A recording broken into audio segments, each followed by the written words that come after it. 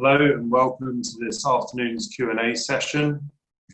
My name is Phil Mooney. I'm the Vice President and a Trustee of the SRFU, and I'll be chairing our Q&A panel today.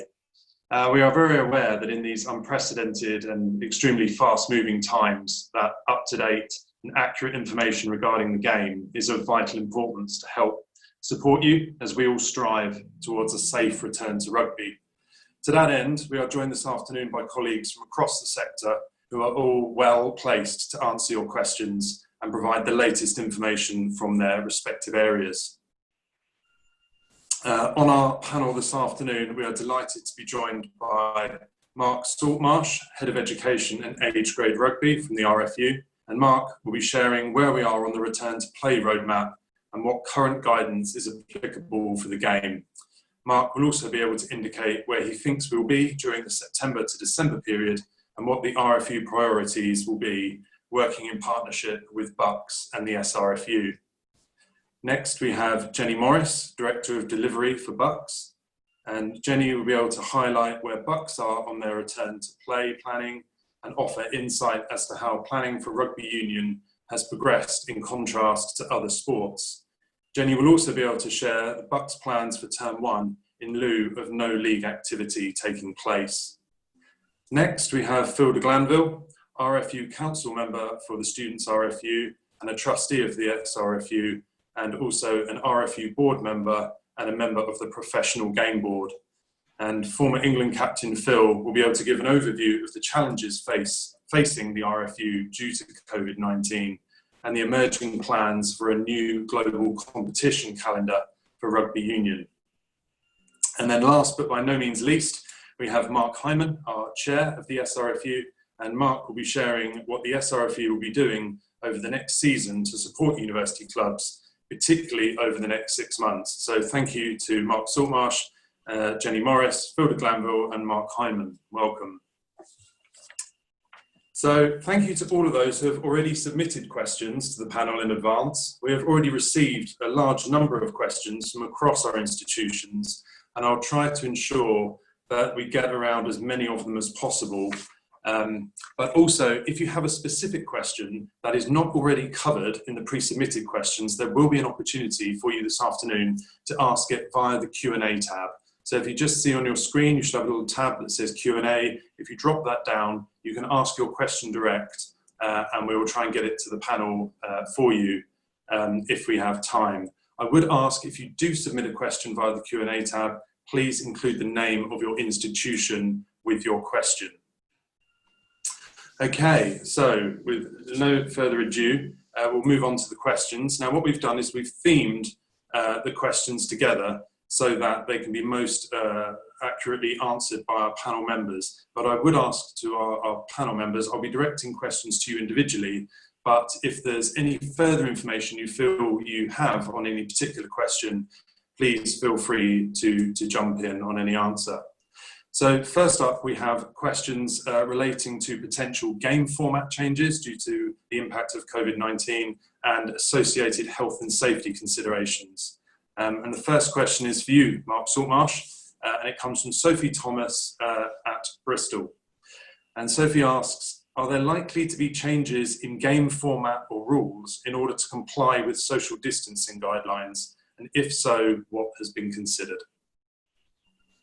Thanks, Phil, very much for the question. Hello, everyone. Thanks, Sophie, for that.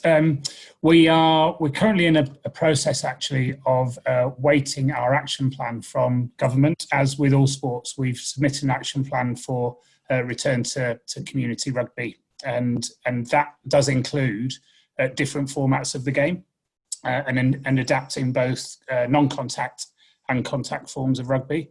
So that is included in our action plan. So there's definitely a plan for that, and we're awaiting confirmation that we can proceed.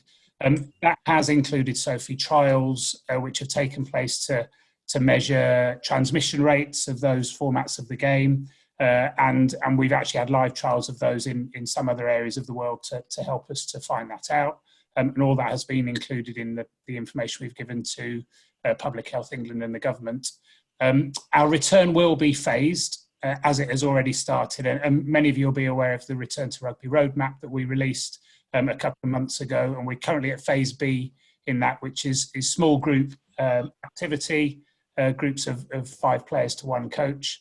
But we, in the action plan, want to move that on to further phases to get towards the point where we get to phase F, which is when we can return to full match play.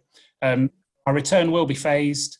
That will be a development and evolution from non-contact rugby into contact, and we'll provide all the information, support, guidance, training, rules, etc. that go alongside those formats to the game, with an aim of doing that in mid-August. Thank you, Mark. And on an associated question with that, on a linked question, Kieran Dempsey from Kingston University would like to know, are there any planned workshops to be delivered specifically around scrums and tackles and contact areas to help players and coaches minimise the spread of virus in response to any new guidelines or formats? Yeah, the simple answer is yes, Kieran. We will align to the formats of the game. Will be a training programme, and again, you may have seen the webinar programme that we've been running ever since lockdown started, on a Tuesday night for coaches and referees, and on a Thursday night for club volunteers and organisers. So that will continue, and there will be, against all of those formats, reintroductions to the game, and we'll help people with training programmes for that. We will continue with the webinar approach because it's been really successful. We've had as many as 2,000 people have accessed some of those webinars, either live or on demand after the event. But a real key to everything is players being ready to play, both non-contact, but also particularly when we move to contact. And it's one of the major risks that we have highlighted. So including a training programme on areas such as scrum, tackle, etc. that you say, are going to be an important part of that return to play action plan, which we'll be able to launch in 10 to 14 days time. Brilliant, thank you. And the next question could be for yourself, Mark, again, or perhaps Jenny, you may want to answer this from a BUCS league organising position. And we have a question that asks, with frequently occurring localised COVID-19 outbreaks being a possibility in the coming months and years, do you consider national or even large regional leagues will realistically be able to restart in the near future? Shall I go first, Jenny? Yes, please. You said that, I said you go first. So one of the things that we did about 6 weeks ago, and this is just from an England rugby point of view, but certainly the other home unions have done the same thing, and other sports as well, is done a lot of scenario planning, and that I know you've all been in that place as well. And our scenario planning included looking at what happens to competitions. We had a couple of groups, one for the age grade game, one for the adult game, of what would happen to all our league programmes should there be a continuation of the pandemic into a longer stage and into the season itself. So what we've been doing is trying to look at releasing information that helps with what-if scenarios, which we'll continue to do. But everything we are doing, and I should have said that at the beginning, is based on what the government are advising us first of all. And if there are local lockdowns and things like that, we need to be able to react to that on a national level, and particularly advise locally as well. So we'll continue to do that. So I think it's a very much a needs must approach, but we've got those scenarios ready should those incidents arise.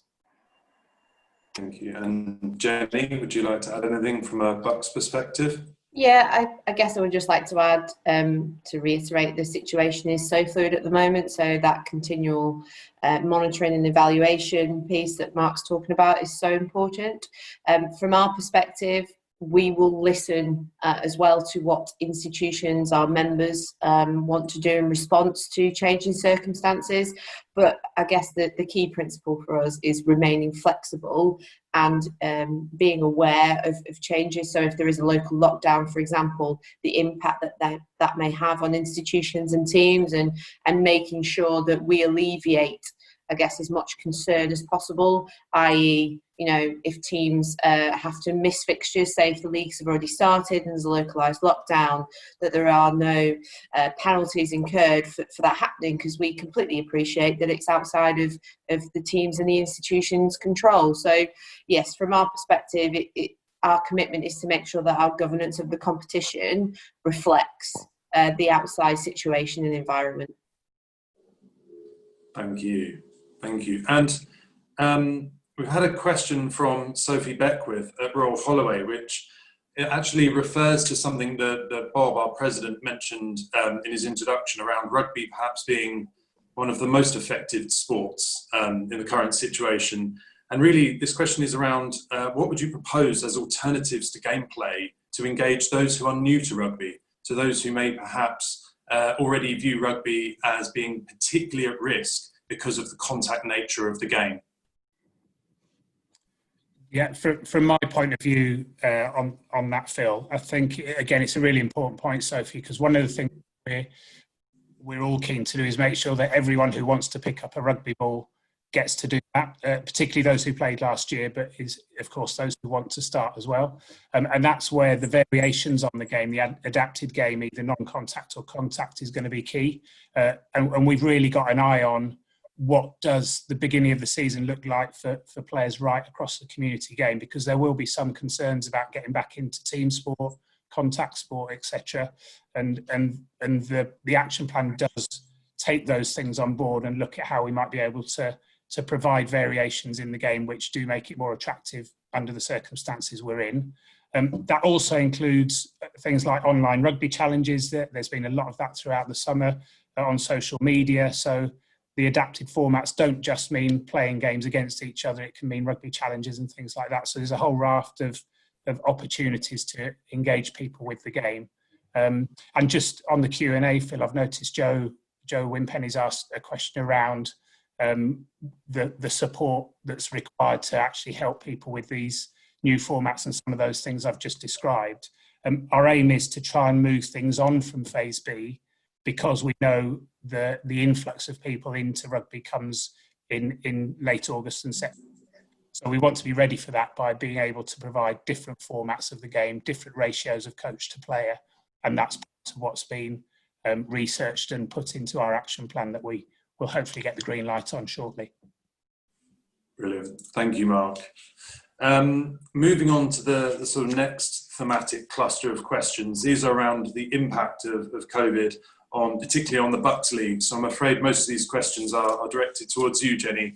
But once again, as I said earlier, if there's any particular information that other panellists may have, then please feel free to jump in. So first of all, Jenny, we have a question from Emily Wadsworth at Royal Holloway. And Emily would like to know that if the BUCS League is commencing in January, all going well, will teams be playing once or twice because of the short time period necessary to fit in all the matches? And she's particularly concerned about the impact on injury and recovery of players in this scenario. Yes, thank you for that question, Emily. Where we are at the moment, the decisions that we've made or the principles that we've established basically, I guess, outline the wider framework in our return to play planning. And actually what we're doing at the moment is going through the process of discussing specific programs on a sport by sport basis. So what that means is our network of stakeholders and partners that usually formalise around our sport advisory groups, or our SAGs, are all meeting at the moment with colleagues from within our competitions and performance team to discuss what the options are for individual programs. So obviously for contact sports, the requirements might be different to sports that lend themselves perhaps more naturally to adhering to social distancing. So that's why we're trying to be as sport specific in our considerations as possible, as opposed to trying to find a solution that fits all, because there isn't one. So from our perspective, yes, we are looking still at 16 leagues. That was our initial kind of direction of movement in terms of trying to maintain as much normality as possible for students and for teams, in the sense of wanting to be able to offer as full a league programme as possible, so home and away. When we did the initial consultation piece around return to play, that was the feedback that we received. The majority of those consulted said actually the preference would be to focus on a fuller league programme, and actually the delivery of the knockout stages of the programme being less of a concern. Obviously the knockout stages affect and impact less teams, so not surprising to receive that feedback. But as I said, we're working through with representatives from the governing body, so with Mark and colleagues from the WRU, in particular, with representatives from member institutions on that SAG, to look at what would fit best and what's going to give the best experience despite the current circumstances that we're facing. So I can't give you, apologies Emily, a definitive answer right there, but it's because we're still coming out to you through the SAG, through member consultation, to ask what would be best for the rugby union programme.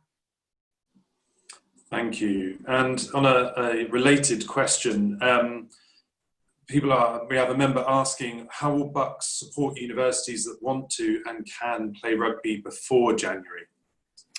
Yeah, so we've actually got some comms going out on Friday in relation to this. We're currently exploring the opportunities around an opt-in competition pre-Christmas. So the landscape or the demand has changed somewhat, drastically, I would say, over the last kind of 6 to 8 weeks. When we started the return to play consultation, the narrative certainly lent itself towards we don't see any activity next season at all. It then shifted towards or perhaps January, but we don't think you'd be able to start before then. And actually, given the kind of changes in guidance, and obviously, as Mark mentioned, the RFU are one of a number of sports working on return to play action plans with DCMS and Public Health England at the moment, that the consensus is kind of shifting and the return to sport looks more and more probable as days go on. So from our perspective, we're looking at an opt-in competition to potentially deliver pre-Christmas. Details of that are going out on Friday. It's very much starting though with a, would you be interested if we created an opt-in competition?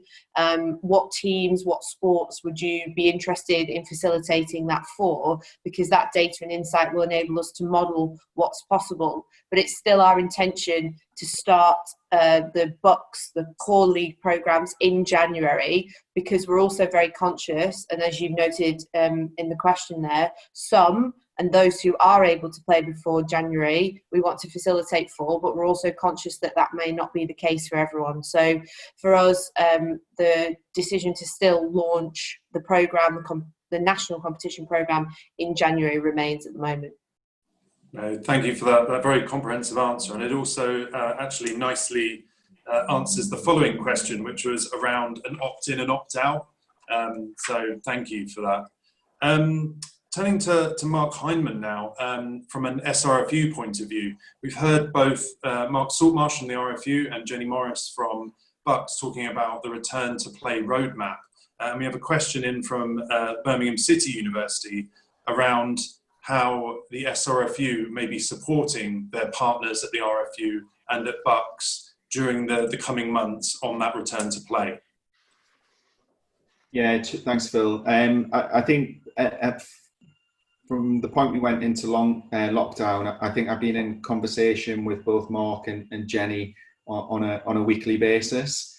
I think far too often, Mark. Far too often, I know. And we both had slightly longer hair at the beginning of it as well. But I think what we're trying to do is, and certainly the good thing about the SRFU is all volunteers on the SRFU are full-time professionals in higher education. So we're able to project a picture to Mark and Jenny and what's happening on the ground. And also, sport isn't straightforward as well. So, a lot of you guys on this will be student union group members, and also what's happening in the universities and institution might be slightly different to what's happening in the students' union. So we're just trying to relay those messages as much as possible to Mark, to Jenny, and the wider education body that comes together. So we get the right plan in place that's right for the sector. And I think, as Jenny has alluded to in some of her answers, is that the picture's changed significantly from we can't do anything before January till attitudes and moods are changing within institutions, dependent on how much of a student experience universities want to deliver. And we all know rugby is a big part of that for many students. No, thank you, Mark. Thank you. And the questions we've been receiving so far have been looking forward towards rugby reopening up. But the final question in this group of questions, I'm afraid, is for you, Jenny, and it's actually one that's looking back. And we have a member who would like to know why BUCS chose to complete the BUCS leagues with no promotion or relegation this season, which is different to how the RFU completed their league structures. Yes, a great question actually, because probably an opportunity to provide some clarity around this. Because we did apply promotion and relegation across any leagues that we were able to do so. So there were two kind of determining factors around whether we could apply promotion and relegation. The first one was, had all fixtures that could affect promotion and relegation been played. So what I mean by that is, if fixtures remained that perhaps only would have changed second, third, fourth spot, but actually promotion relegation slots were already determined, then we were able to identify which teams sat within those, and we could say that the league season was completed. But the second element was, obviously our programme is multi-tiered, and depending on where you sit within that tier, what region you sit within a particular tier, would determine kind of what promotion and relegation looks like in terms of, is it a playoff, and how many slots are open in the tier above you for you to go into. So first of all, we had to work out which leagues had completed as per the kind of first description I gave there, and then secondly, it was to look at, was a physical playoff usually the determining factor for promotion relegation. And unfortunately, obviously, given the lockdown, it meant that physical playoffs couldn't happen. So we have gone through the process now, and we're about to kind of publish what promotion and relegation was able to take place within 2019-20. Now, that will influence to some extent the league build in 2020-21, but obviously the bigger factor for this coming season will be team entry numbers, so we have to kind of monitor and model that alongside.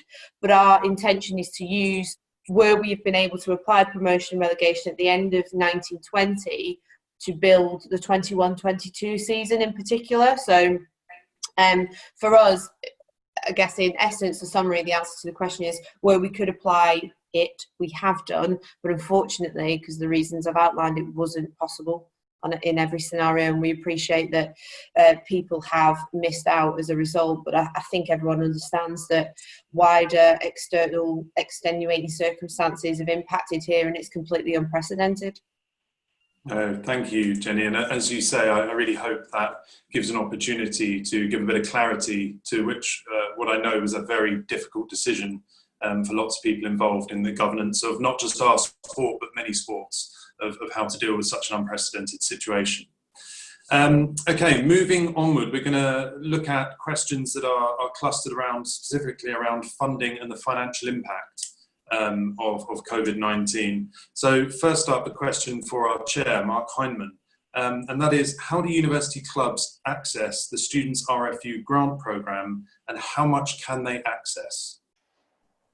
Yeah, so I talked about this in my chair's report. So we'll be running the club grant scheme again next year. What we want to do before launching next year's scheme is listen to our members and hear what are the biggest challenges for our university clubs in the next 12 months, so we can set an appropriate criteria to support university clubs. So first steps for us are to listen to our members. We'll then set out a clear timeline on when people can apply for it, and then we can review it and issue grants. There's no maximum level that's been set as to date, but typically, to give people an example, some of our grants that have gone out have been at a maximum of £1,500 to your initiate activity, and it there's going to be lots of clubs having probably to deliver slightly different activity, might need slightly different equipment or different support in different ways. So yeah, we'd hope to be able to issue some more information in early September on that. So I know I give a bit of a politician's response there and not fully answered the question, but it's on our roadmap, and the university's update that comes out to all English university clubs, they'll get that information either in late August or early September. Excellent, thank you, Mark. So I guess to sort of summarise for our members, the real important thing there is to keep an eye out for the university update coming out, because all the information will be there, and that's usually publicised as well on our social media channels. So I would urge anyone that isn't following the SRFU or the RFU social media channels to do so, because we regularly post out information there. And then on a slightly linked note, Mark, we have a question from Lawrence Mackenzie Mockridge at Northampton, who says there is a perception that support doesn't always trickle down low enough to aid new players in the lower league universities. What is the SRFU doing to address this?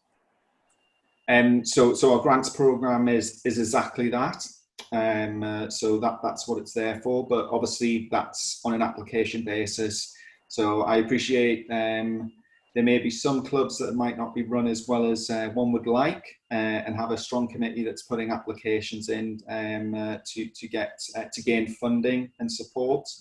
But we all also work really closely with Mark Saltmarsh's team. So a lot of people on the call will be aware of the Cluster Officer Programme. And Mark, please correct me at any point if I'm wrong on this, but now the Cluster Officer Programme is established, a lot of those cluster officers have been working with what we refer to as core universities, and trying to support those universities and engage them in more participation activities as well. We could always do more, but we just don't have the resource to completely work with all those core universities all the time. So we do our best for the grant scheme, and as I said, if there's particular areas where we're not addressing, we'd love to hear from our members to find out where we can address that. And I'm sure, Mark, likewise, you'd want to know that, and how we can support the university game. Absolutely, Mark.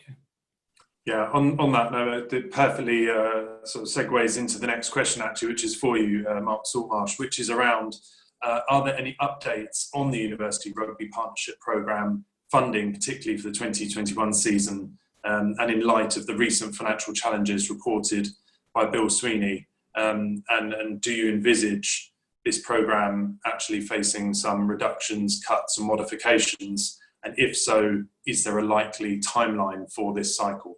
So there's a lot in there, sorry, I know it's a big question, but in essence, is the RFU committed to the partnership programme, and are there likely to be any financial implications of COVID-19 on that programme?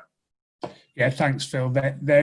There clearly a number of you are aware of the financial challenges that we've got as a union and as a game at the moment. We actually met with all the university partners and clusters online on the 15th of July and talked through where we are, and there was a really good turnout on that, and also a good level of acknowledgement of some of the challenges we've got.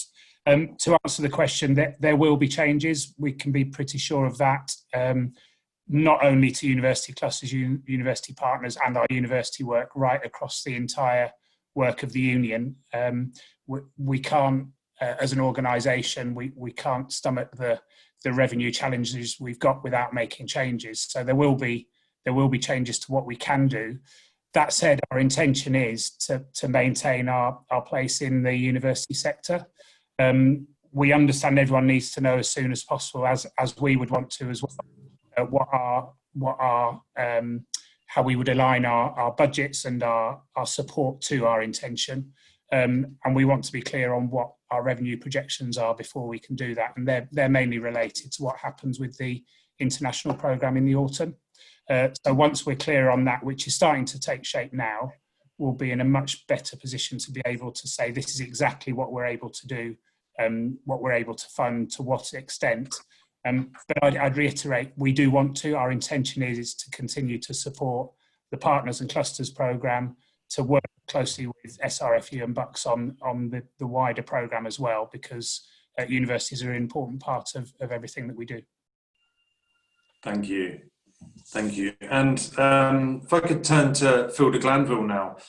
We've heard from the RFU, the SRFU and BUCS, but we've had a question around are the board and council members and the very senior leadership of the RFU aware of the impact of the university game? How important is the university game to the senior leadership of the RFU? I think Bill Sweeney and good afternoon everyone. Bill Sweeney and Connor and Steve Granger understand completely how important the university sector is to both the community and the professional game. So they understand that. They, in terms of priorities, they know how key it is. Unfortunately, the reality of the finances, as Mark just alluded to, means that there is no part of the game that can't take some form of pain. Coming back to the business model for the RFU, we generate 85% of our revenue from the men's 15-a-side games at Twickenham. So that drives the vast majority of the revenue. So if you don't have those games, and you don't have the broadcasting deals, and you don't have the tickets, and you don't have the sponsorship, obviously that has a huge impact on the revenues of the union. And we were kind of projecting 150, 160 million for next season, and the reality is, that there could be 100 million stripped out of that. That's also part of the challenge, is all the different scenarios we've got. I think we've got about 9 running at the moment as to whether you can have crowds or not. Which unions are we going to be playing, etc., etc.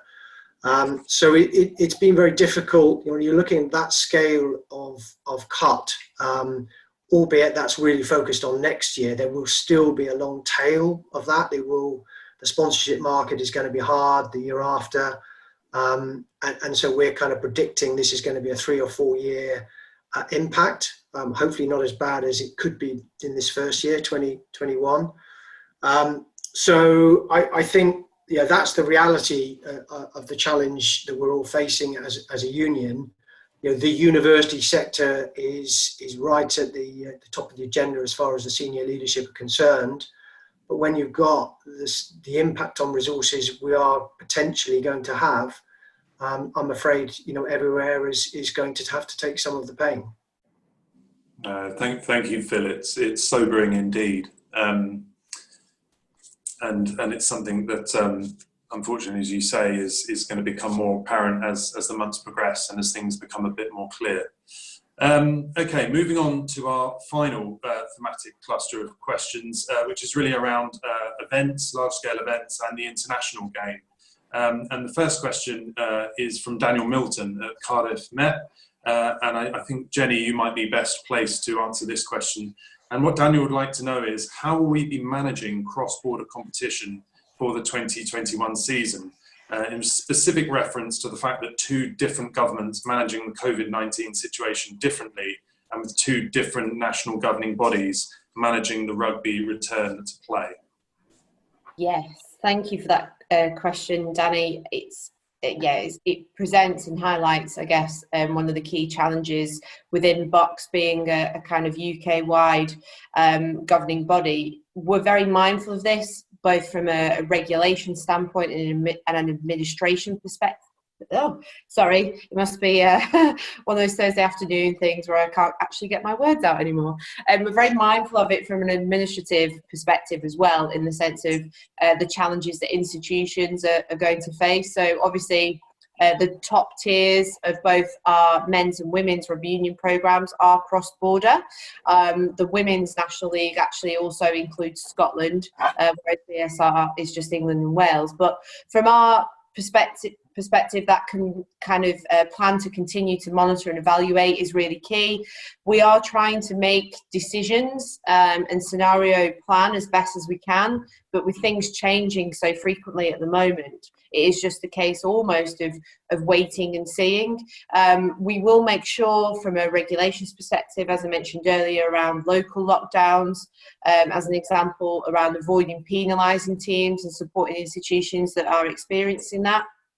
But the key bit, I guess, to being successful or, achieving outcomes that we want to out of all of this will be around that liaison, that communication between all of the bodies concerned.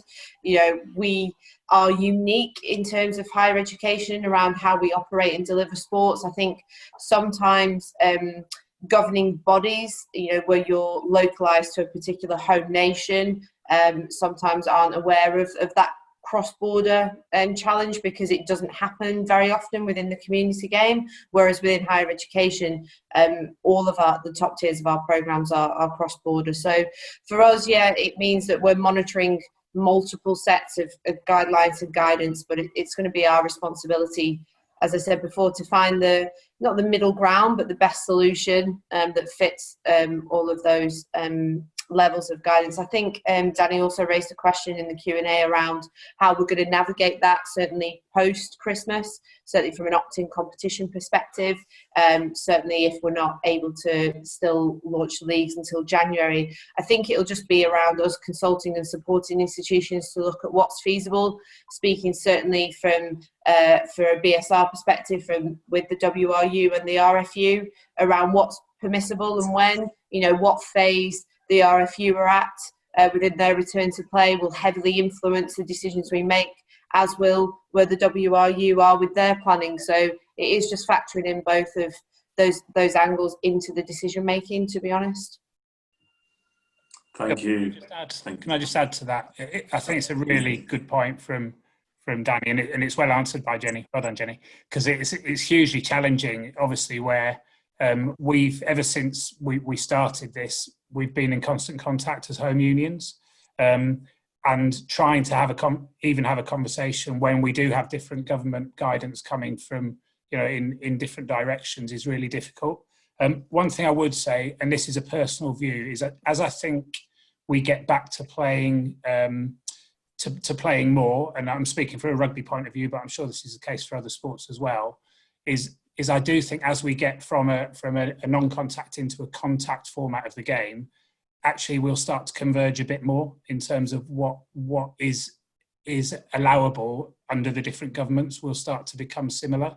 And that's where perhaps before Christmas we'll be able to play some of these adapted contact formats of the game, cross-border and things like that. That's my personal view. I just think that as we get more into the point where we can have less restriction, I think the games will start to converge across border, and that clearly will help us from a cross-border point of view in terms of rugby as well.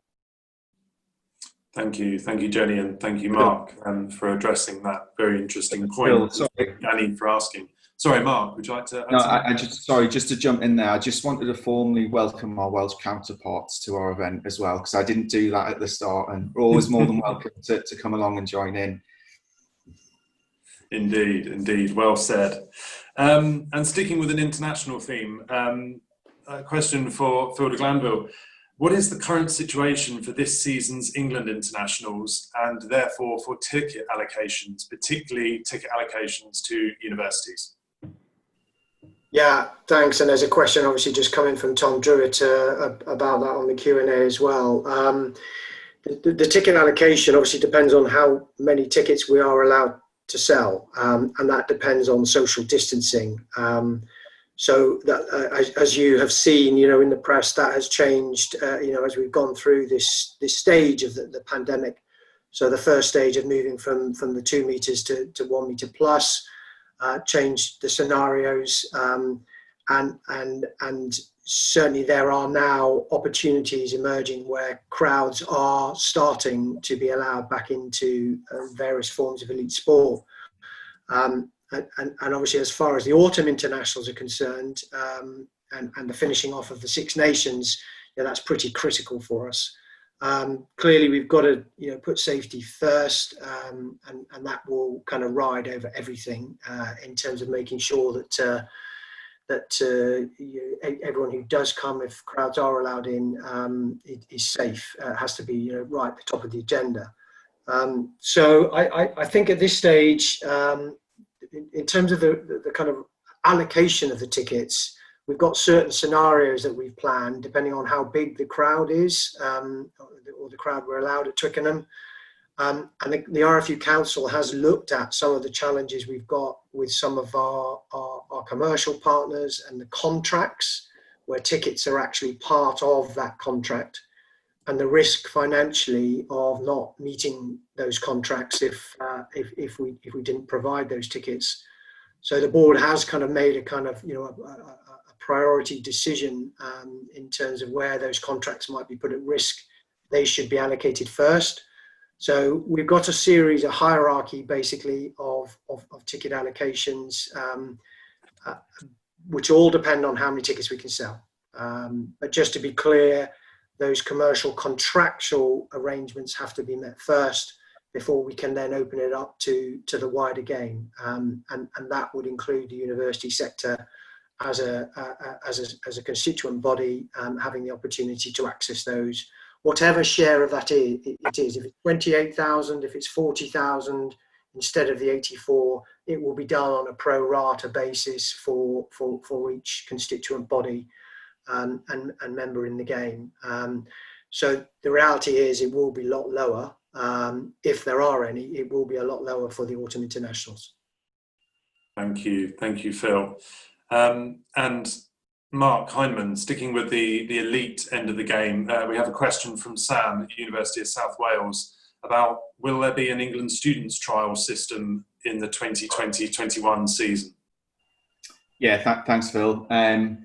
Hugely complex answer, so I'll try and keep it to a couple of points in thinking about time.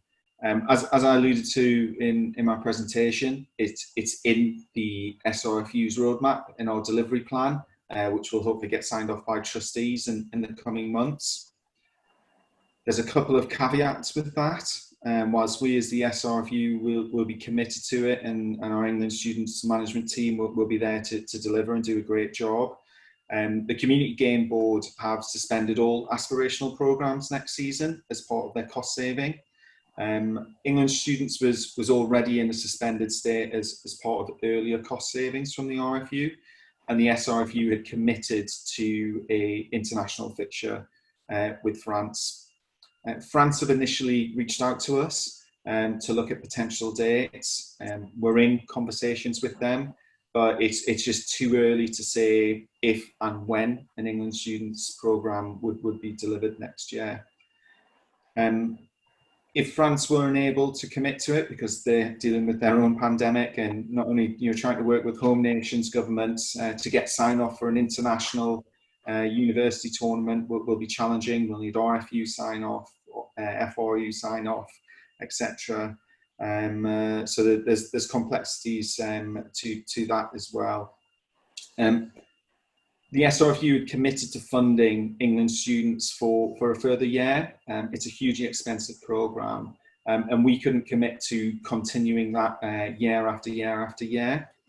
So we need to continue and work with members about if the membership would want a England students programme. And I appreciate it's only a men's programme at the minute, and in this day and age we probably should have a men's and a women's programme. How would we fund that, and particularly in the challenging times that we have? And Phil de Glanville alluded, we're going through three to 4 years of hardship within rugby. So central funding might not be there in place. So yeah, at this moment in time, again, a bit of a politician's answer because we don't know what the future holds, but it is in our roadmap for the SRFU to deliver a England students programme for men's. We need to seek agreement with the French unions. We also need to consider the BUCS Super Rugby League and other competition, how that would fit in. And how we would take it forward after this year if we're able to deliver it. Thank you, Mark. Now we're becoming a little tight for time now, so there's just time for a few more questions because there's some excellent questions that have been submitted during the live chat. So I want to get to address some of those. But just very quickly on the last question around events, one for you, Jenny, and sorry to put you on the spot, but I will have to ask for a sort of one sentence answer. And that's, will BUCS Sevens be able to take place this year?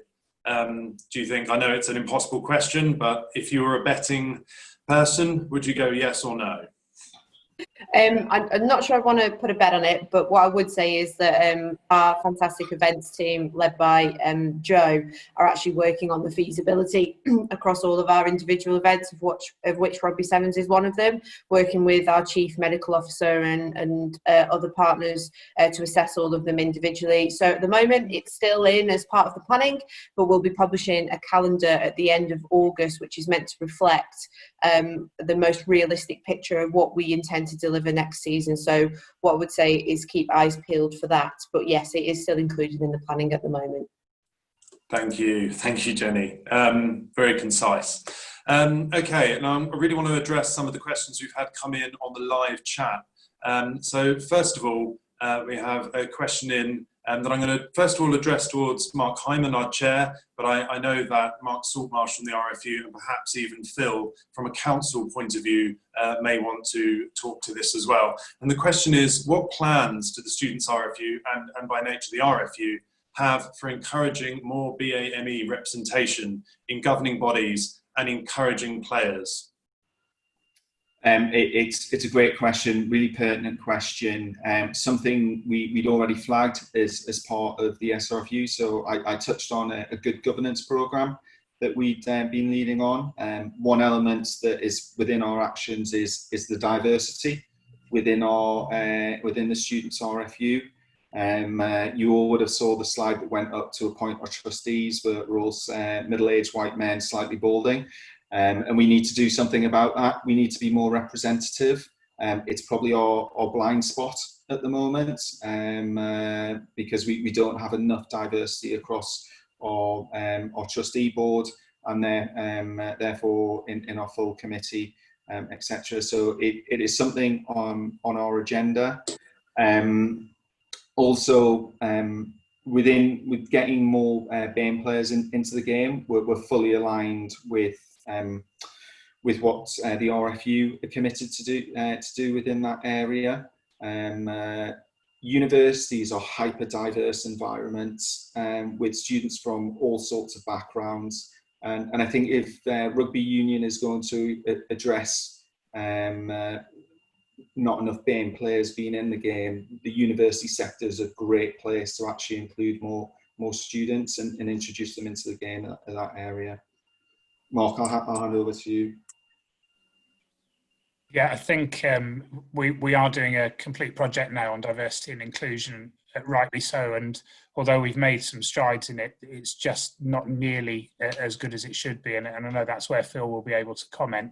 And just so you know, there is already an action plan in place, which Andrew Chaston, which many of you will know, our university's partnerships manager, has actually been brought back from furlough to lead that project. So Andrew, who's on the forum, is leading that on behalf of the RFU, and a real drive to make sure that we are becoming the diverse and inclusive organisation, game, committee structure that we should be.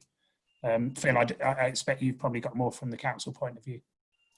Yeah, just to add to what you both said, that's exactly it. And you know, it's always a question of how you use regulations or policies to drive it faster. And I think there's definitely been a kind of increase in terms of the pace of change from that perspective. And I think that's at the heart of the diversity and inclusion action plan that you talked about. And it's in every part of the game. So, you know, starting with the RFU board, each of the constituent bodies and the council members that they kind of put forward to the council, all of our volunteer network, obviously players. And to be fair, you know, on the playing side at an England level, it's pretty good. You know, 45% were BAME in the last World Cup squad, which you know was pretty good. But we're not there yet, obviously. So every part of the game, and that's going to take, some areas will be quicker to change than others, but the ambition is certainly there. Thank you, Phil. Thank you, and thank you to both the Marks as well for highlighting just how important that area is for all of us at the moment. Okay, now I am afraid that really is all we have time for this afternoon. We've very much hit our time limit. So I do just want to thank our panellists for joining us this afternoon, and thank all our attendees this afternoon for joining us throughout the AGM and the Q&A, and especially those who submitted questions both in advance and during the live question session. So many thanks to Jenny Morris from BUCS, Mark Saltmarsh from the RFU, Phil de Glanville and Mark Hyndman from the SRFU. Thank you very much indeed. Thanks, Phil. Now, while we've been... You're right, Mark. Sorry, was that you? Sorry, so I was just saying why we've, during the Q&A, we actually sort of been made aware of some sad news, someone who may be very well known in the sector, and that is that sadly Fergus King, MBE, President of Durham University and a former winner of the Vaughan Parry Williams Award, very sadly died yesterday after a battle with cancer. So our thoughts are with his family and friends and all those that knew him. He'll be very much missed in the sector, a very much loved character, not only at Durham, but across the whole student sector, I think it's fair to say.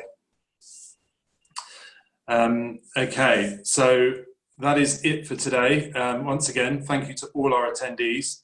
And as I said before, please keep an eye on the social media channels. It's more important than ever that you're receiving up-to-date information. The next student university newsletter is going out on the 21st of August, I believe. So please make sure that you are aware of it and that you know who in your institution that goes to. I know we've in the past had several questions around sort of who does it go to. So if you're not sure, please ask the question. And then failing that, make sure you follow Students RFU on Twitter and Facebook and other social media channels, and of course the RFU channels as well. So that's it from me. I don't know if any of our panelists have any final remarks they'd like to say, or have any questions that have come in very late minute. Mark, did you say you wanted to answer a final question? No, we covered it, Phil, unless that Mark Saltmarsh.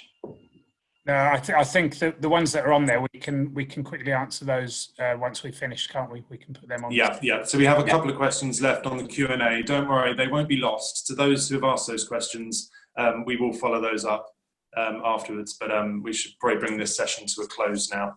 So once again, thank you to everyone for joining us, and thank you to our panelists. That marks the end of the Q&A.